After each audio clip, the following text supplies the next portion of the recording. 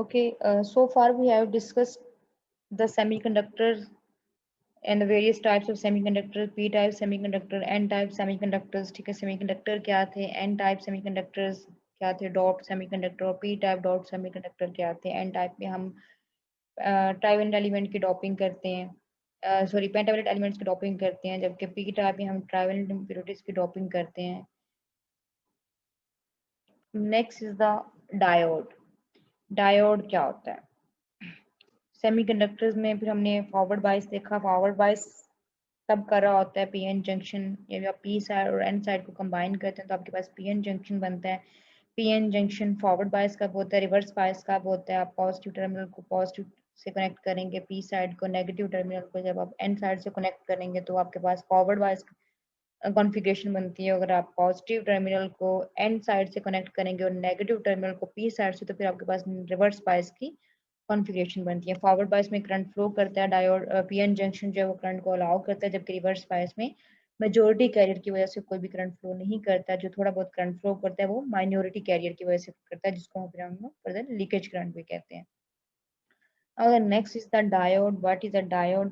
A diode basically is the two lead semiconductor that act as a one-way gate to electron flow. That means कि diode जो है वो सिर्फ एक ही direction में करंट को फ्लो अलाउ करता है, कि वो इलेक्ट्रॉन फ्लो का मतलब है कि करंट फ्लो सिर्फ एक ही डायरेक्शन में करंट फ्लो करेगा, वो दूसरी डायरेक्शन में करंट को, यानी कि टू वे करंट फ्लो नहीं करता. ओनली करंट की एक डायरेक्शन होगी, आइदर राइट होगा या फिर लेफ्ट होगा, सिर्फ एक ही डायरेक्शन में करंट फ्लो करेगा. टू लीड सेमीकंडक्टर है, इसके दो टर्मिनल्स होते हैं. इसकी जो सिंबॉलिक रिप्रेजेंटेशन है, जो जो हम जब सर्किट में इसको ड्रॉ करते हैं तो इसकी इस तरह की सिंबॉलिक रिप्रेजेंटेशन जो है वो बनती है. इसका सिंबल ये होता है डायोड का. इस तरह से एरो हेड बनाया जाता है. ये साइड जो है वो, ये पॉजिटिव साइड जो है ये कहलाती है इसकी पी साइड, और जो ये नेगेटिव साइड है ये एन साइड है. पी साइड जो है वो एनोड कहलाती है and N side is called the cathode. This is anode and this is cathode. तो diode allows current to pass only in one direction. How it forms? A PN junction diode is formed by joining together N-type and P-type silicon. जब आप N-type silicon को और P-type silicon को combine कर देते हैं तो सिंपल आपके पास एक PN junction बनता है.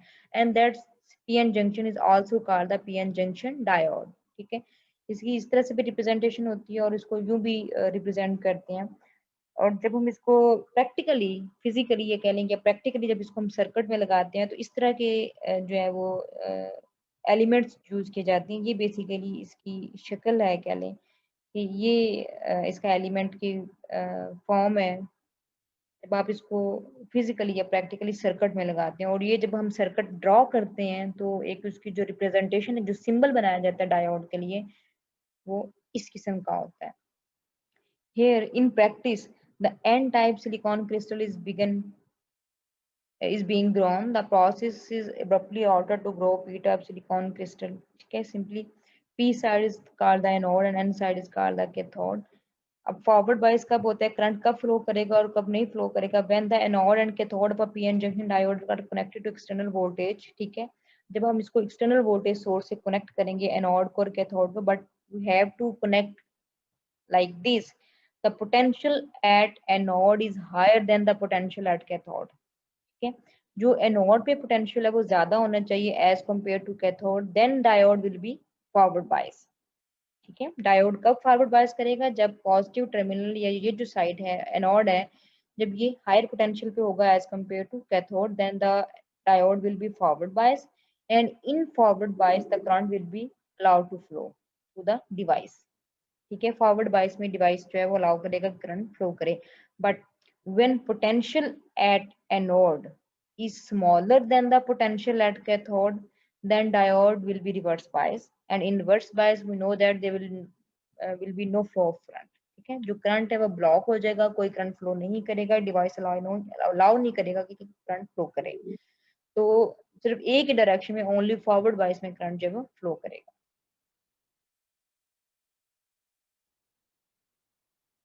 Now how diode work? Simply, this is the PN junction diode. Already हम इसे देख चुके हैं कि पीएन जंक्शन जो है वो फॉरवर्ड बायस किस तरह से करा होता है, रिवर्स बायस किस तरह से करा होता है। पी साइड को यानी कि आपने एनोड को जो है वो पॉजिटिव टर्मिनल से कनेक्ट किया, एन साइड कैथोड को आपने नेगेटिव टर्मिनल बैट से कनेक्ट किया। जब यूं कनेक्ट करती हैं, अब पी साइड में होल्स मेजोरिटी कैरियर में होते हैं, एन साइड में इलेक्ट्रॉन्स मेजोरिटी कैरियर्स में होते हैं। तो जब इस तरह हम उसको कनेक्ट करते हैं, तो देखिए पॉजिटिव टर्मिनल से जब कनेक्ट करते हैं तो ये भी पी साइड है, इसमें ऑलरेडी होल्स हैं, ये भी पॉजिटिव है, सेम पोलैरिटी है, तो ये क्या करेगा, ये इनको होल्स को रिपेल करेगा, इस तरफ को रिपेल करेगा, बजाय कि ये टर्मिनल इनको अट्रैक्ट करे, ये उल्टा इनको रिपेल करेगा। जब ये रिपेल करेगा तो ये इस तरह से रिपेल करेगा कि ये एन साइड की तरफ जाए, एन साइड की तरफ उनको धक्का देगा, रिपेल करेगा। सिमिलरली ये भी एन साइड है, इधर भी इलेक्ट्रॉन्स हैं, सेम पोलैरिटी अगेन, ये भी नेगेटिव, ये भी नेगेटिव, तो ये नेगेटिव नेगेटिव को अगेन रिपेल करेगा, तो इलेक्ट्रॉन जो है वो इधर से रिपेल होंगे और उसको पी जंक्शन की तरफ, पी साइड की तरफ जो है वो रिपेल करेगा ये टर्मिनल बैटरी का। तो उससे क्या होगा कि ये डिप्लीशन रीजन यहाँ पे फॉर्म करेंगे, इधर से इलेक्ट्रॉन, इधर से होल्स ये यहाँ पे इस एरिया में रिकम्बाइन करेंगे, यहाँ पे डिप्लीशन रीजन जनरेट होगा और इसकी वजह से जो है वो मेजोरिटी चार्ज कैरियर की वजह से करंट फ्लो करेगा, और हमेशा करंट फ्लो करेगा from negative to positive terminal of the battery. So simply when a diode is connected to a battery like this, when electrons from n side and holes from p sides are forced toward the center by the electric field or electric potential by using an external voltage source, the electrons and holes, they are forced to recombine here in this region, and they will cause a current to pass through the diode. So when we connect the diode like this, like in this arrangement, it is said to be forward bias. और forward bias में ये act करता है as like an open circuit or open door. ठीक है, तभी current flow करेगा कि ओपन सर्किट की तरफ कर रहा है, रेजिस्टेंस नहीं है इसमें कोई भी, ये क्लोज सर्किट के तौर पे एक्ट करेगा, क्लोज कर देंगे तो करंट फ्लो नहीं करेगा, ओपन सर्किट के तौर पे ये एक्ट कर रहा है, रेजिस्टेंस इसमें मिनिमम होगी तभी मैक्सिमम करंट जो है फ्लो करेगा due to majority charge carriers. Okay, and here is the IV characteristics, हम ऑलरेडी भी इसको देख चुके हैं। IV characteristics, current voltage characteristics PN junction की या पीएन जंक्शन डायोड की क्या होती है कि ये वोल्टेज है आपके एक्स एक्सिस के लॉन्ग या वाई एक्सिस के लॉन्ग आपका जो है वो करंट है।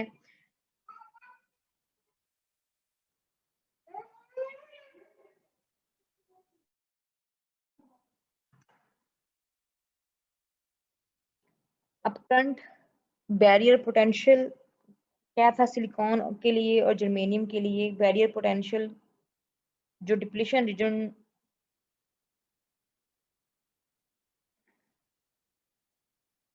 0.7 voltage around about for silicon and 0.3 volt for germanium, इतना बैरियर पोटेंशियल जो उसको पहले ओवरकम करने के लिए आपको एक्सटर्नल सोर्स से वोल्टेज देनी होगी जो कहलाती है कट ऑफ या थ्रेशोल्ड वोल्टेज। थ्रेशोल्ड वोल्टेज 0.7 है सिलिकॉन के लिए, 0.3 है जर्मेनियम के लिए। इतनी वोल्टेज जब आप थ्रेशोल्ड वोल्टेज जब देंगे उसके बाद जब वो ओवरकम करेगी बैरियर वोल्टेज को, उसके बाद देन करंट फ्लो करना शुरू करेगा। जब तक आप बैरियर वोल्टेज को अप्लाइड वोल्टेज ओवरकम नहीं करेगी, यानी कि अप्लाइड वोल्टेज जब तक आपकी बैरियर वोल्टेज से ज्यादा नहीं होगी तब तक करंट फ्लो करना स्टार्ट नहीं होगा। तो देखिए इस रीजन में आप ऑल्दो हम वोल्टेज अप्लाई कर रहे हैं लेकिन कोई भी करंट फ्लो नहीं हो रहा। ये देखिए बिल्कुल स्ट्रेट लाइन आ रही है अलोंग द एक्स एक्सिस। इस पॉइंट पे आने के बाद जब आप ऐसा ऐसा वोल्टेज को जब बढ़ाना शुरू करते हैं तो फिर करंट फ्लो होना शुरू करता है। तो जैसे यानी कि आपकी अप्लाइड वोल्टेज जो है वो बैरियर वोल्टेज को ओवरकम कर देती है, उसको कंपेंसेट कर देती है, तो उसके बाद देन जो है वो करंट फ्लो करना शुरू कर देगा। So typically for silicon an applied voltage around 0.6 0.7 voltage, when the voltage is greater then the diode will conduct current, otherwise the diode will not conduct the current. This feature is useful in forming a voltage sensitive switch। ठीक है, ऐसे switches जो voltage sensitive होते हैं उनकी formation में ये feature जो है वो बहुत ज़्यादा हेल्पफुल होता है। तो आप यहाँ तक वोल्टेज जब देंगे तो उसके बाद देन जो है वो वर्किंग स्टार्ट होगी, अदरवाइज उससे पीछे जो है वो वर्किंग स्टार्ट नहीं होगी।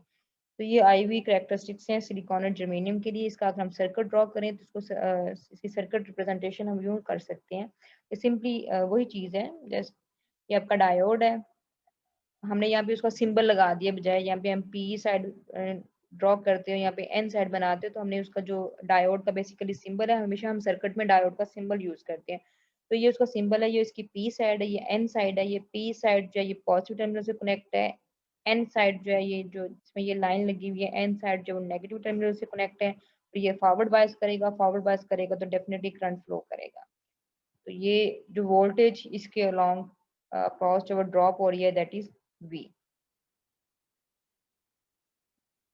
अब कब डायोड जो है वो वर्क नहीं करेगा, ठीक है, डायोड वर्क नहीं करेगा in reverse bias situation. Reverse bias का मतलब है जब आप डोर को क्लोज कर देंगे। रिवर्स बायसिंग में क्या होगा, सिंपली जस्ट आपने अब पोलैरिटी अपनी रिवर्स कर देनी है। अब पॉजिटिव टर्मिनल को हम सॉरी पी टाइप को हम कनेक्ट करेंगे negative terminal of the battery, and N side को हम कनेक्ट कर देंगे positive terminal of the battery.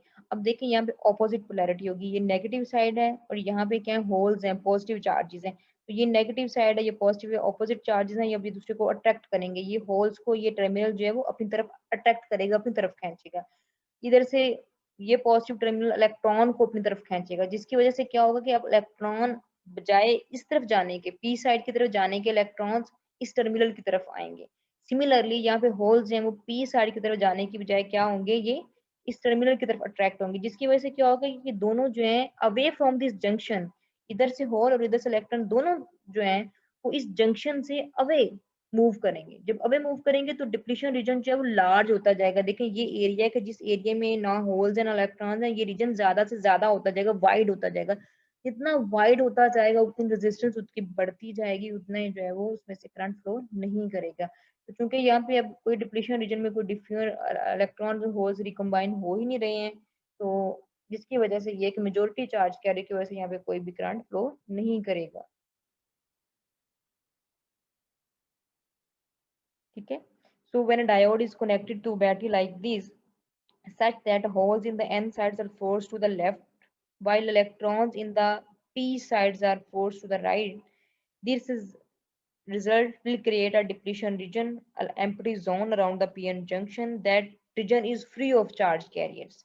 ठीक है, यहाँ पे कोई भी चार्ज कैरियर्स नहीं होंगे इस डिप्लीशन रीजन में। Now this depletion region act as an insulator and it prevents the current flow from the earth through the diode. ये डिप्लीशन रीजन जो है ये एक्ट करेगा एज एन इंसुलेटर, यानी कि ऐसा मटेरियल, ऐसा रीजन के जिसमें से कोई भी करंट जो है वो फ्लो नहीं करेगा due to the majority charge carriers. So when diode is arranged like this, in this configuration, it is said to be reverse bias. There will be no current flow to the diode in reverse bias configuration. That means the diode doesn't work in reverse bias. It doesn't allow to flow the current. There are some applications of diode. The first one is the rectification rectifiers, and there are three main categories: half wave rectifier, full wave rectifier, and the bridge rectifier. What is a rectifier actually? When diode convert AC input voltage to a pulse DC output voltage, then it behaves like a rectifier। ठीक है, वो rectify कर देता है, जो आपको desired part होता है वोल्टेज को वो मिलता है, जो डिजायर्ड नहीं होता है उसको वो कट कर देता है, रेक्टिफाई कर देता है। तो इसी बेसिकली ये क्या करता है, एसी इनपुट वोल्टेज को आउटपुट वोल्ट डीसी आउटपुट में कन्वर्ट करता है, यानी कि एसी टू डीसी कन्वर्जन करता है जब डायोड, तो वो एक्ट करेगा एज अ रेक्टिफायर। या इन अदर वर्ड्स हम ये कह सकते हैं कि बेसिकली रेक्टिफायर क्या है, रेक्टिफायर क्या करता है, एसी वोल्टेज को डीसी वोल्टेज में कन्वर्ट करता है। अगर इसको हम इसका ग्राफ देखें, सिग्नल देखें जो आपको आउटपुट में इनपुट में मिल रहा है, ये हमारा इनपुट सिग्नल है। वी इनपुट मतलब अप्लाइड वोल्टेज, जो आपने साइनोसॉइडल अप्लाइड वोल्टेज अप्लाई की थी वो ये थी, ये आपकी अप्लाइड वोल्टेज है। अब इसमें देखिए दोनों साइकिल हैं, पॉजिटिव साइकिल भी, एसी में दोनों साइकिल आपके पास होते हैं, एसी पॉजिटिव पार्ट भी होता है और इसका नेगेटिव साइकिल भी होता है, दोनों साइकिल होते हैं, half positive cycle half negative cycle. ये आपके पास इनपुट वोल्टेज है। जब आउटपुट वोल्टेज में क्या करता है, रेक्टिफायर जब हम यूज करते हैं सर्किट में, तो वो क्या करता है, डायोड जब एज ए रेक्टिफायर एक्ट करता है तो वो सिर्फ उसके पॉजिटिव पार्ट को रहने देता है, नेगेटिव पार्ट को कट कर देता है। ठीक है, इसे सिमिलरली देखिए यहाँ पे आपको आउटपुट में नेगेटिव पार्ट नहीं मिलेगा। सिमिलरली नेक्स्ट साइकिल का फिर आपको हाफ पॉजिटिव साइकिल मिलेगा, हाफ पॉजिटिव पार्ट मिलेगा, नेगेटिव पार्ट आपको नहीं मिलेगा। तो यानी कि जब इस तरह से आप कनेक्ट करें, इनपुट वोल्टेज को आपने यहाँ पे आपने अपने डायोड को कनेक्ट किया और डायोड यहाँ पे एक्ट कर रहा है एज अ रेक्टिफायर। यहाँ पे आपने कोई भी रेजिस्टेंस लगा दी सर्किट के अंदर। अब जब साइनोसाइडल इनपुट वोल्टेज अप्लाई करेंगे और ये डायोड एज अ रेक्टिफायर जब एक्ट करेगा तो फिर ये इसके नेगेटिव टर्मिनल को रेक्टिफाई कर देगा, नेगेटिव पार्ट को सॉरी साइकिल को रेक्टिफाई कर देगा और सिर्फ पॉजिटिव टर्मिनल को या पॉजिटिव साइकिल को सिर्फ जो है फ्लो करने देगा। Whenever the AC input becomes negative at diodes anode, the diode blocks the current flow। यानी कि जब अब ये कब ब्लॉक करेगा कि जब इसका डायोड का जो एनोड है यानी कि जो इसकी पॉजिटिव साइड है जब ये नेगेटिव हो जाएगी, जब ये साइड इसकी नेगेटिव होगी, यानी कि नेगेटिव होने का क्या मतलब है, पी साइड का नेगेटिव होने का क्या मतलब है, या एनोड का नेगेटिव होने का क्या मतलब है कि आप रिवर्स के बायस की बात करें, यानी कि फॉरवर्ड बायस में ये हाफ सर्कल को पास होने देगा और रिवर्स बायस में ये हाफ सर्कल को ब्लॉक कर देगा। यानी कि सिर्फ फॉरवर्ड बायस अलाउ करेगा, रिवर्स बायस में तो आपको पता है करंट फ्लो नहीं करता, तो रिवर्स बायस में ये इस पार्ट को ब्लॉक कर देगा। तो इसका मतलब है डायोड जो है वो करंट फ्लो को ब्लॉक कर देगा। तो सिर्फ आपके पास पॉजिटिव साइकिल आपको मिलेंगे, नेगेटिव साइकिल को वो ब्लॉक करता जाएगा as a rectifier. So the output voltage become zero. आपको आउटपुट में इस रीजन में आपको आउटपुट वोल्टेज जो है वो जीरो मिलेगी, सिर्फ इस रीजन की यहाँ पे आपको आउटपुट वोल्टेज मिलेगी, यहाँ पे आपको आउटपुट वोल्टेज नहीं मिलेगी। Here in rectification, diode introduce a 0.6 volt drop, so output peak is always smaller than the input peak। जब आपकी यहाँ पे कुछ वोल्टेज जो है वो इसके अक्रॉस ड्रॉप हो जाएगी तो आपके पास सिर्फ जो आपका इनपुट सिग्नल होता है वो हमेशा रेक्टिफिकेशन के केस में इनपुट सिग्नल जो होता है हमेशा पीक पे होती है, वो लार्जर होती है as compare to output voltage के। और कितनी ज्यादा लार्ज होती है, ऑलमोस्ट ये 0.6 वोल्ट जो है वो स्मॉलर होती है than the input peak. Output peak है वो इनपुट पीक से 0.6 वोल्ट जो है वो स्मॉलर होगी। लाइट अगर ये लाइक फॉर एग्जांपल अगर आपके पास इनपुट वोल्टेज जो है वो 1.2 वोल्ट है तो आपके पास जो आउटपुट पीक होगी उसकी वोल्टेज क्या होगी 0.6 वोल्ट, यानी कि 0.6 वोल्ट जो है वो smaller than the input peak है। इसके अलावा द ऑपरेशनल फ्रिक्वेंसी जो है सॉरी आउटपुट फ्रिक्वेंसी जो है वो सिमिलर होती है एज कम द इनपुट फ्रिक्वेंसी, ठीक है ना। आउटपुट और इनपुट फ्रिक्वेंसी दोनों की सेम होगी, सिग्नल्स की फ्रिक्वेंसी पे कोई इफेक्ट नहीं पड़ेगा, ठीक है। रेक्टिफिकेशन जब आप करते हैं तो सिर्फ आप वोल्टेज को इफेक्ट कर रहे होते हैं, क्योंकि आप देखें एसी को डीसी में कन्वर्ट कर रहे हैं तो जो चीज इफेक्ट हो रही है, जो चीज चेंज हो रही है, कट हो रही है, that is the voltage. Signal की फ्रिक्वेंसी पे कोई इफेक्ट नहीं पड़ेगा, जो आउटपुट इनपुट किसी सिग्नल की फ्रिक्वेंसी थी वही आपके आउटपुट सिग्नल की फ्रिक्वेंसी होगी, दोनों केसेस में फ्रिक्वेंसी जो है वो सेम रहेगी। तो next is the full wave rectification. Full wave rectification में हम दो डायोड यूज करते हैं, ठीक है। अब इसमें मेनली होता है क्या है, इसमें नेगेटिव सर्कल को वो ब्लॉक नहीं करता है। फुल वेव में दो चूंकि डायोड लगे होते हैं, होता ये है कि एक जब आप सर्कल में एक डायोड करंट को अलाउ करता है दूसरा ब्लॉक कर लेगा। जैसे ही दूसरा सर्कल आएगा तो उसमें जो पहले वाला होगा वो ब्लॉक कर देगा और जो सेकंड वाला होगा डायोड वो अलाउ कर देगा। तो इसकी वजह से ये है कि आपको कॉन्टिन्यूसली जो है वो वोल्टेज मिलती रहती है, कोई भी उसका पार्ट जो है वो कट नहीं होता, कोई भी पार्ट जो है वो ब्लॉक नहीं होता। दो डायोड होते हैं, अगर एक फॉरवर्ड बाइस हो रहा होता है तो एट द सेम टाइम दूसरा रिवर्स बाइस हो रहा होता है। उसी तरह से नेक्स्ट अगले साइकिल में अगर पहले वाला रिवर्स बायस होगा तो जो दूसरे वाला होगा वो फॉरवर्ड बायस हो रहेगा, यानी कि सेम टाइम पे दोनों में से कोई एक ना एक फॉरवर्ड बायस हो ही रहा होता है, जिसकी वजह से करंट उसमें से फ्लो जो है वो करता ही करता है। लेकिन वो होता ये है कि वो उसको चूंकि फॉरवर्ड बाय दोनों में फॉरवर्ड बायस की वजह से हो रहा होता है तो वो आपको सिर्फ उसका फिर पॉजिटिव साइकिल मिलता है, लेकिन पॉजिटिव यानी कि वो नेगेटिव साइकिल को भी कन्वर्ट कर देता है पॉजिटिव साइकिल में। आपको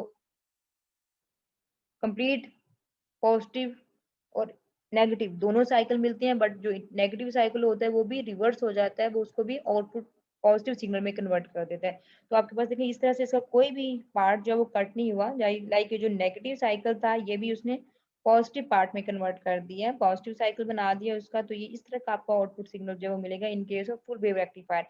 फुल वेव रेक्टिफायर में दो तरह की रेक्टिफिकेशन होती है, एक हम ब्रिज रेक्टिफायर कहते हैं। ब्रिज रेक्टिफायर में हम 4 डायोड यूज करते हैं, जबकि फुल वेव में हम जो है वो जो होता है उसमें 2 डायोड यूज करते हैं।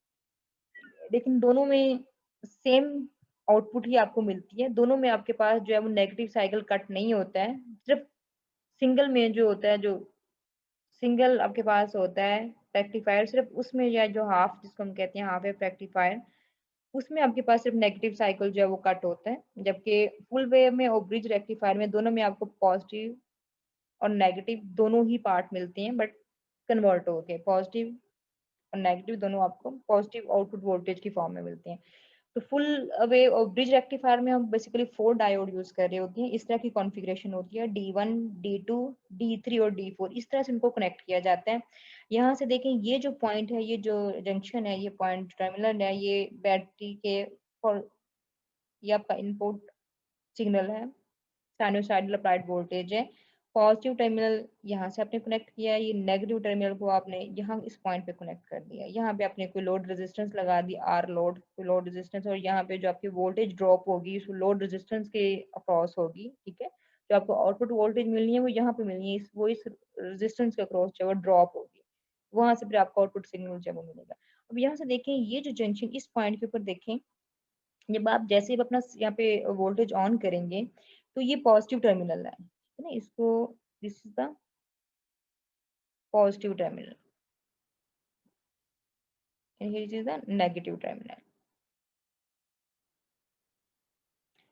तो ये पॉजिटिव है। अब ये देखें, पी साइड है डायोड D3 की, ये साइड जो है एनोड साइड है इसकी, ठीक है, यानी कि पॉजिटिव साइड है, पी साइड है। अब ये देखें, पी साइड जो है वो पी साइड के साथ कनेक्ट है, ठीक है, और ये इसकी नेगेटिव साइड है, नेगेटिव साइड जो है वो नेगेटिव टर्मिनल से कनेक्ट है। तो जैसे ही आप इसको ऑन करेंगे तो D3 क्या करेगा, ये फॉरवर्ड बायस होगा, ठीक है, ये फॉरवर्ड बायस करेगा। इधर से देखें D2 में भी ये देखें, D2 का ये जो एनोड है, ये जो साइड है, ये इधर से ये पॉजिटिव टर्मिनल के साथ कनेक्ट है, ठीक है, पॉजिटिव टर्मिनल के साथ कनेक्ट है, और जो इसकी कैथोड साइड है यानी कि नेगेटिव एन साइड जो है, ये इसके नेगेटिव टर्मिनल के साथ कनेक्ट है। तो D2 भी फॉरवर्ड बायस होगा, यानी कि at the same time D3 और D2 जो है ये दोनों फॉरवर्ड बायस होंगे, और at the same time D1 और D4 जो है वो रिवर्स बायस होंगे, क्योंकि इनकी जो है वो ऑपोजिट कनेक्शंस हैं। पॉजिटिव टर्मिनल के साथ इसका नेगेटिव टर्मिनल कनेक्ट है, नेगेटिव साइड कनेक्ट है, और इसकी पॉजिटिव साइड जो है वो बैटरी के नेगेटिव टर्मिनल के साथ कनेक्ट है। सिमिलरली D4 में भी आप देखें, D4 डायोड की भी, चौथे डायोड की भी, ये जो एन साइड है ये पॉजिटिव टर्मिनल के साथ कनेक्ट है, और जो इसकी पॉजिटिव साइड है, पी साइड है, वो नेगेटिव टर्मिनल से कनेक्ट है। सो D1 D4 जो है ये रिवर्स बायस होंगे, और D2 D3 जो है ये आपके फॉरवर्ड बायस होंगे।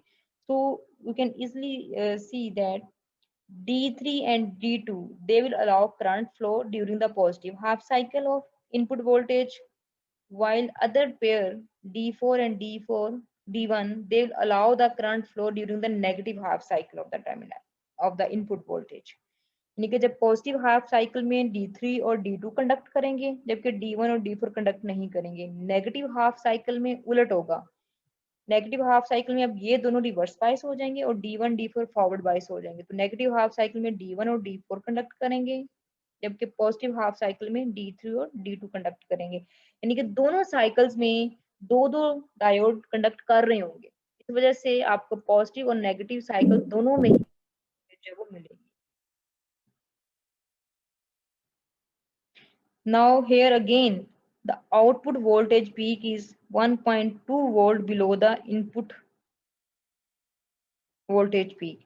आउटपुट वोल्टेज पीक जो है उसकी इंटेंसिटी ज्यादा होगी, इनपुट वोल्टेज पीक इंटेंसिटी जो है सॉरी आउटपुट वोल्टेज की पीक की जो इंटेंसिटी है वो कम होगी, इनपुट वोल्टेज पीक इंटेंसिटी जो है वो ज्यादा होगी। आउटपुट की देखें यहाँ पे पीक हाइट जो है वो कम है, जबकि इनपुट की पीक हाइट जो है वो ज्यादा है। तो ये इंटेंसिटी ज्यादा है, आउटपुट की इंटेंसिटी कम है। And what will be how to affect the output and input frequency. Half wave में आउटपुट और इनपुट फ्रिक्वेंसी सेम थी, जबकि फुल वेव और ब्रिज रेक्टिफायर में आउटपुट और इनपुट फ्रिक्वेंसी जो है वो सेम नहीं रहती है। आउटपुट फ्रिक्वेंसी जो है वो इनपुट फ्रिक्वेंसी का 2 टाइम्स हो जाती है। यहाँ पे फ्रिक्वेंसी जो है वो ज्यादा हो जाएगी as compare to input frequency, 2 times ज्यादा होगी आउटपुट फ्रिक्वेंसी।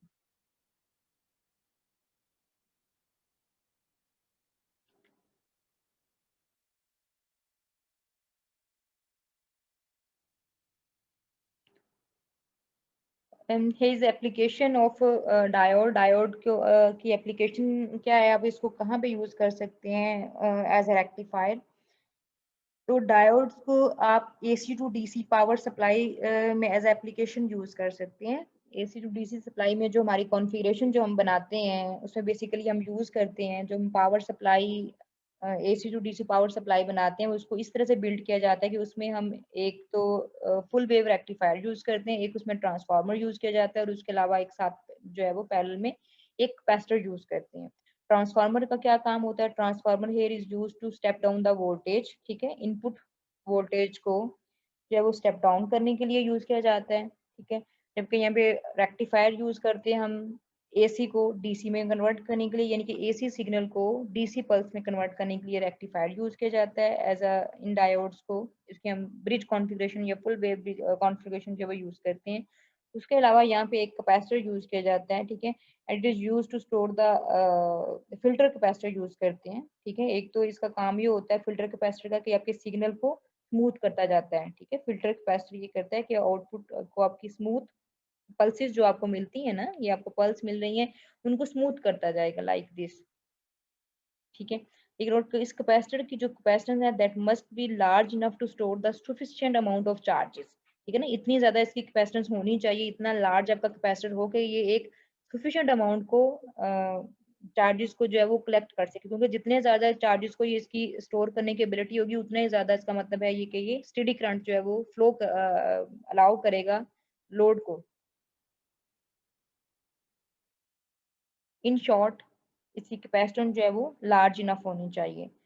तो here the product of this load resistance, ठीक है, क्योंकि ये लोड रेजिस्टेंस यहाँ पे हम एक लगाएंगे, इस लोड रेजिस्टेंस के हमेशा देखें लोड रेजिस्टेंस के अक्रॉस जो है वो आउटपुट वोल्टेज जो है वो ड्रॉप होती है। आप ऐसे आउटपुट को कलेक्ट नहीं कर सकते, आउटपुट वोल्टेज हमेशा आपको यहाँ पे कोई ना कोई आउटपुट पे कोई रजिस्टर लगाना पड़ेगा, हमेशा रेजिस्टेंस के अक्रॉस जो है वो आउटपुट वोल्टेज ड्रॉप होती है। तो यहाँ पे आपने एक लोड रेजिस्टेंस लगाई है, तो लोड रेजिस्टेंस और इस कैपेसिटेंस का जो प्रोडक्ट है that will always be greater then the 1/f, ठीक है। What is here F, F is the rectified signal frequency, ये जो आपका आउटपुट रेक्टिफाइड सिग्नल है उसकी जो फ्रीक्वेंसी होगी वो उसके इनवर्स के इक्वल होगा, ठीक है। रजिस्टर रेजिस्टेंस जो आपने लोड रेजिस्टर लगाया, लोड रेजिस्टर और कैपेसिटर का प्रोडक्ट जो है R C always be greater than equal to 1/f। Here F is the rectified signal frequency, its value is रफली जो हम घरों में यूज करते हैं, हमारी जो होती है ट्रांसफार्मर की जो फ्रीक्वेंसी होगी जो घरों में हमारी नॉर्मल जो फ्रीक्वेंसी यूज होती है दैट इज 50 हर्ट्ज। और यहाँ पे आपके पास जो रेक्टिफाइड सिग्नल की फ्रीक्वेंसी आउटपुट की frequency that is around about 120 hertz, ठीक है ना। आउटपुट की जो फ्रीक्वेंसी है वो इनपुट की फ्रीक्वेंसी से ऑलमोस्ट 2 टाइम जो है वो ग्रेटर होगी। इनपुट सिग्नल की फ्रीक्वेंसी कम होगी, आउटपुट की ऑलमोस्ट 2 टाइम्स यहाँ पे आपको ग्रेटर मिल रही है।